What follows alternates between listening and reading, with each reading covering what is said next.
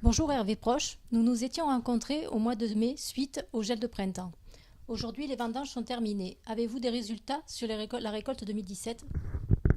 Oui, effectivement, lorsque nous nous étions rencontrés au mois de mai, nous avions évoqué le risque d'une récolte moindre par rapport à 2016, ce qui s'est avéré aujourd'hui, hein, puisque effectivement les vendanges étant terminées, nous avons quelques chiffres.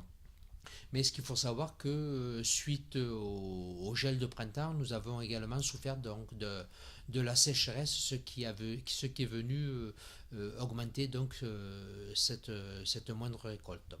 Il faut savoir que France Agrimaire a sorti les premiers chiffres là au mois d'octobre de cette année et ces chiffres étaient quand même très mauvais vu qu'ils indiquent une récolte de 36,9 millions d'hectolitres pour la France, avec donc une baisse de 19% par rapport au vendage 2016. Après, en ce qui concerne notre région, les chiffres sont encore plus inquiétants vu il est indiqué une baisse de 22% et pour le Vaucluse, même certaines caves affichent donc une production moindre de 50% par rapport à 2016. Car effectivement, elles ont été touchées par la sécheresse de façon considérable. Au vu de ces chiffres, y a-t-il des conséquences pour l'emploi? Alors, à aujourd'hui, il n'y a aucune conséquence directe. La seule chose, c'est qu'on commence à entendre parler par-ci et là de la possibilité de recourir au chômage partiel. Et l'incidence sur les salariés de ce recours, c'est que automatiquement ils auraient une perte de revenus. N'y aurait-il pas d'autres dispositifs pour éviter cela? Alors oui, effectivement, il y a d'autres possibilités plutôt que de recourir au chômage partiel. Donc c'est la possibilité de mettre en place une formation professionnelle.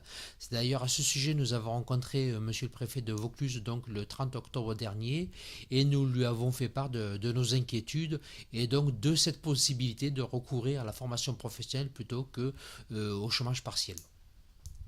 Si je comprends bien, vous conseillez aux salariés de faire une demande de formation. Oui, effectivement, en ce qui nous concerne, il nous semble que ce serait préférable pour tout le monde, hein. Je veux dire, d'une part, le salarié pourrait se former et n'aurait pas de perte de salaire, mais également pour les cas, vu qu'ils auraient au retour de la formation des salariés qui auraient des compétences accrues, et donc ce serait le principe de gagnant-gagnant. Ils peuvent aussi vous contacter s'ils souhaitent plus de renseignements. Oui, bien sûr, chacun d'entre eux peut nous contacter et c'est avec plaisir que nous les aiderons dans les formalités. Alors aussi bien sur le choix de la formation par rapport à leur activité que pourquoi pas l'organisme de formation, mais également leur OPCA. Alors en sachant que concernant l'agriculture, il y a deux OPCA, hein.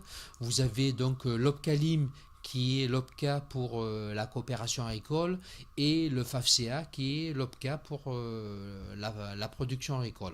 Alors ce que je n'ai pas dit non plus, c'est que donc l'OPCA, c'est l'organisme paritaire collecteur agréé.